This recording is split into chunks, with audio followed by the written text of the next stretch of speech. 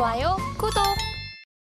그러면 첫 번째로 구조할 종목을 살펴보도록 하겠습니다. 나노브릭이라는 종목입니다. 이틀 동안은 상한가 행진을 이어갔었는데 주가에 조금 제동이 걸렸다라고 봐야 할 것 같습니다. 그래도 전방 사업에 대한 기대감도 있기는 한데요. 앞으로는 좀 어떻게 보시나요? 지금 주가 수준치가 오늘 떨어지는 부분은 이제 쉬어간다라고 좀 생각이 좀 되고 있는데, 어떻게 보면은, 시가총액도 적죠. 500억이 안 되는 그런 기업인데요. 이 변동성이 지금 계속 나온 이후에 주가가 하락하는 걸 봤을 때, 이 나노블이 보유하고 있는 기술력, 뭐 여러 가지 부분에 있어서 전망은 좋다라고 생각이 되고 있습니다. 하지만은 지금 나노브릭에 대한 어떤 그 향후의 어떤 전망보다도 지금은 그 전에 약간의 그 기대가, 그러니까 뭐 전기차에 대한 뭐 외관도나 이런 그 신소재에 대한 부분에 있어서 주가가 좀 강하게 좀 올리지 않았나라고 좀 생각이 되고 있고요. 뭐 이 정도 주가가 주가가 이전처럼 상승하고 어느 정도 조정은 당연히 나와도 괜찮을 만한 그런 상황이라고 좀 판단이 되고 있고, 다만 이제 오늘 거래량과 함께 그 주가가 떨어지고 있기 때문에 내일 시장에서 한번 나노브릭의 향후에 버틸지, 그러니까 추가 매수라는 것보다도 가지고 계신 분들은 오늘보다도 내일 주가가 떨어졌냐는 오히려 좀 한번 생각을 해볼 텐데, 만약에 오늘 급락 이후에 내일 주가가 상승했을 때는 보유 관점, 그러니까 버티는 관점이 중요하지 않나라고 좀 생각이 듭니다.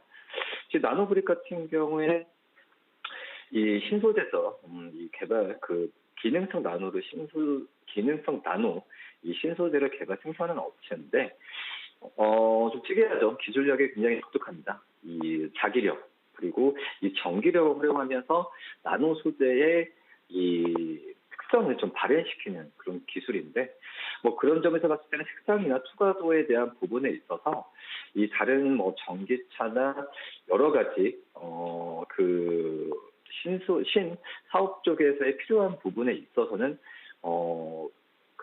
수요는 향후에 본다고 하더라도 올라갈 가능성이 분명히 있다라고 좀 생각이 되고 있고요.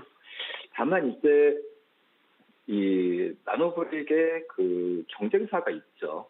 이 대만의 이잉크사가 있는데, 이 같은 색을 하는 그런 기술을 좀 갖고 있긴 하지만 면적이 제한적이죠. 이 대만 업체는 그렇기 때문에 이 나노브릭 같은 경우에는 이런 부분에 있어서 이 대명적 필름 생산이나 그리고 이 외관에 대한 부분에 있어서 자연에 가까운 걸 구현할 수 있다는 점에 어떤 독특한 좀 기술을 갖고 있기 때문에 이 나노브릭의 어떤 기술은 향후에도 또 계속 시장에서 부각받을 가능성이 있다라고 좀 생각이 되고 있고요. 저번에 이제 CES 2023에서 이 BMW 전기차죠. 이 D가 외관 색상이 자유롭게 변화한다는 점을 강조했습니다. 뭐 그런 점에서 봤을 때 이거는 어떻게 보면 대만의 그 경쟁사 말씀드렸던 사에 적용이 되고 있는데, 추후에 본다고 한다 하더라도 이 나노브릭의 어떤 또 연관이 좀 될 가능성도 좀 있지 않을까라고 좀 생각이 되고 있고요. 대면적 필름 생산이 가능하다는 부분은 그만큼 전력 소모가 적다는 부분이죠. 뭐 그렇기 때문에 수요처가 어떤 이 자동차, 이 전기차의 자동차 업종뿐만 아니라 이 가전, 가구, 이 건물 쪽에서도 사용할 가능성이 크기 때문에 이 나노브릭을 어떤 숨은 종목으로 좀 말씀을 드리되, 다만 이제 주가는 또 별개죠. 주가 이런 부분에 있어서 선반영하고 주가가 뭐 정부의 그린카 사업도 그렇지만은 이 먼저 선반영하다 주가가 이제 변동성이 나왔는데, 오히려 좀 떨어졌을 때 추가 매수하는 관점보다도 뭐 버티는 관점이 중요하지 않나라고 좀 생각이 듭니다. 네, 이런 가운데 나노브릭의 기술력 자체는 괜찮지만 주가가 지금 최근에 좀 많이 상승했던 게 기대감이 많이 반영됐다라고 설명을 해주셨는데, 그래서인지 어제 상승했던 부분을 지금은 모두 반납하는 모양새가 나타나고 있습니다. 이런 상황이라면 지금 가지고 계신 분들께서는 어떻게 접근하면 좋을까요? 우선 추가 매수는 좀 나중에 좀 보류를 해야 되고, 기존에 가신 분들 같은 경우에는 약간의 좀 한번 오늘만큼은 버티는 관점이 중요하지 않나라고 생각이 좀 되고 있고요. 하지만은 이제 오후장과 또 계속 떨어지죠. 근데 내일 장 시작했을 때 하락세를 이어간다면은 그때는 제가 지금 말씀드리는 버티는 관점보다는 분할 매도가 좀 낫다라고 좀 판단이 되고 있는데, 왜냐면 회사의 기술력은 좋지만은 이런 기술이 실적으로 잡히는 부분은 아직은 좀 적기 때문에 오히려 실적이 잡히는 구조에서는 이제 평가가 내려지겠죠. 뭐 저평가든 이 고평가든. 하지만 지금 이제 평가 밸류 가치를 매기기에는 좀 힘든 구조이기 때문에 오히려 주가가 좀 많이 올라가서 이 최신 나왔을 때 폭이 어느 정도까지 떨어질지는 봐야 됩니다.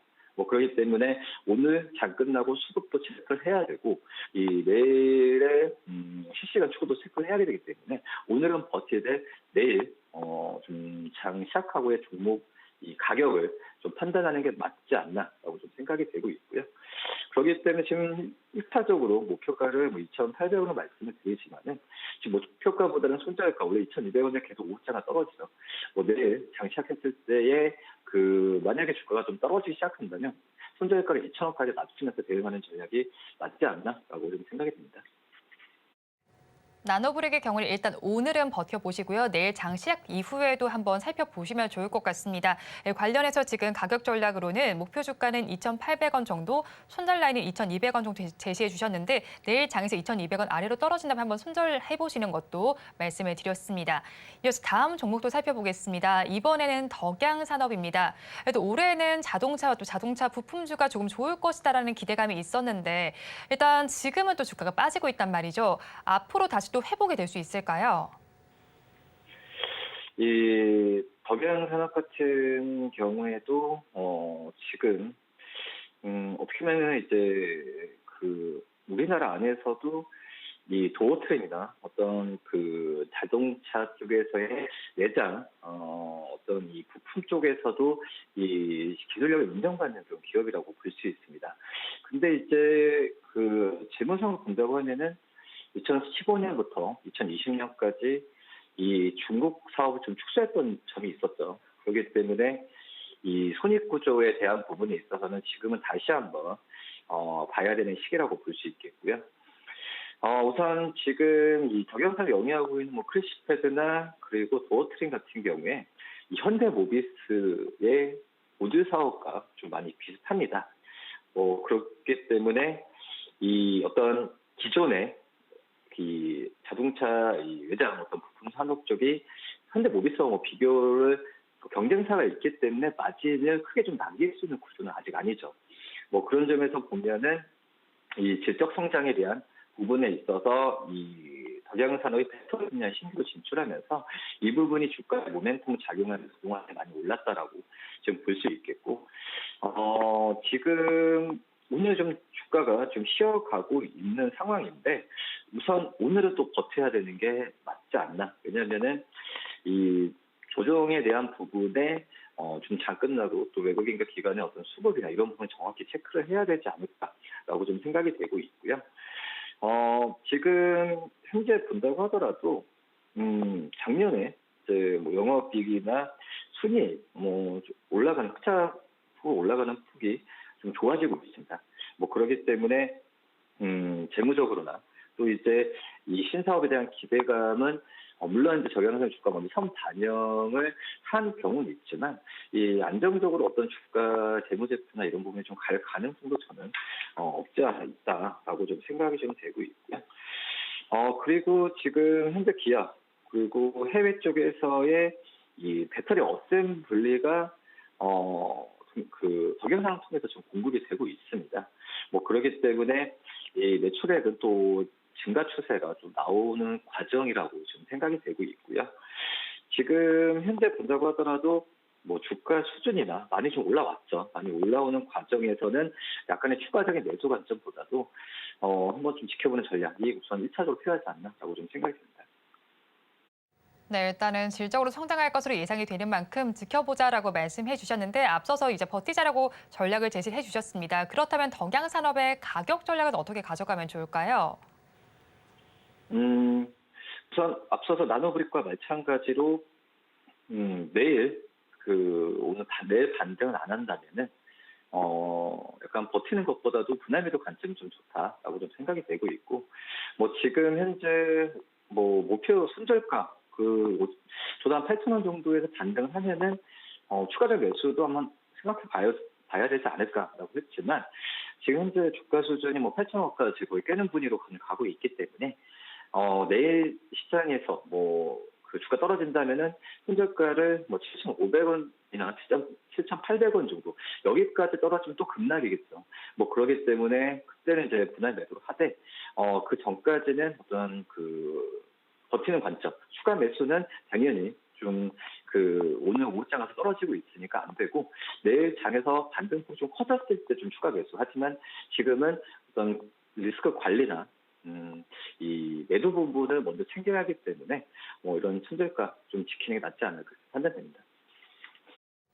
네, 일단은 덕양산업 같은 경우에는 앞서서 보신 나노브릭과 비슷한 전략을 제시해 주셨습니다. 일단 오늘 장에서는 버텨보시고요. 내일 장 시작 이후에 어떻게 흘러갈지를 좀 보시면 좋을 것 같습니다. 일단 7,500원이나 7,800원이 이탈하게 된다라면 분할 매도 관점으로 접근해 보라라고 짚어주셨습니다. 그러면 마지막 종목도 한번 살펴보도록 하겠습니다. 게임주 관련된 컴투스를 좀 볼 텐데요. 일단 사상 최대 매출은 달성했는데 영업 손실이 발생했죠. 그래도 일단은 매출 1조 클럽에 들어갈 수 있을 것이다라는 기대감도 있긴 한데 오늘 주가는 좀 조정을 받고 있습니다. 일단 컴투스 어떻게 보시나요? 저는 앞서서 이제 말씀드린 종목 약간 버티는 관점 말씀을 드렸는데, 컴투스는 오늘 좀 떨어졌을 때는 매수하는 관점을 가지는 게 맞지 않나라고 저는 생각이 되고 있고요. 우선 이 영업 손실이 나왔다는 부분에 있어서 마케팅비입니다. 마케팅비는 당연히 투자죠. 그렇기 때문에 마케팅비가 이제 증가할 수밖에 없죠. 이 서머너즈와 이 크로니클 세계 출시가 세계 글로벌 출시가 됐기 때문에 비용 증가는 당연히 나오는 부분이고요. 뭐 지금 현재 이 크로니클에 대한 흥행 부분은 지금 무난하게 가고 있죠. 그렇기 때문에 이 2분기 실적은 좀 기대감이 큽니다. 뭐 그런 부분 봤을 때 이 컴투스가 오히려 지금 전 주가 떨어졌을 때 매수 관점으로 접근하는 게 맞다라고 좀 생각이 되고 있고, 지금 컴투스 뭐 썸머너즈워 야구게임 라이너 뭐 크로니클 여러 가지 세계적으로도 잘 되고 있는 그런 과정으로 가고 있고, 이게 역대 최대 매출로 연결된 거죠. 이제는 이제 마진 부분이나 이런 부분을 좀 신경 쓰면서 했을 때 어떤 재무적인 부분이나 이 컴투스에 대한 관심은 더욱더 높아질 가능성이 있다라고 좀 생각이 되고 있고, 이 크로니클 같은 경우에 지난 3월에 출시했을 때 거의 서비스 한 2개월 전에 매출 500억을 달성했습니다. 뭐 그렇게 본다고 한다면은 지금 이제 엠마켓 상위권에 계속 꾸준하게 오르고 있는 상황에서 이제 영업이익에 대한 마진 부분은 더욱더 올라갈 가능성이 크지 않을까라고 좀 생각이 되고 있고요. 그리고 이제 중요한 부분이 이제 계열사죠.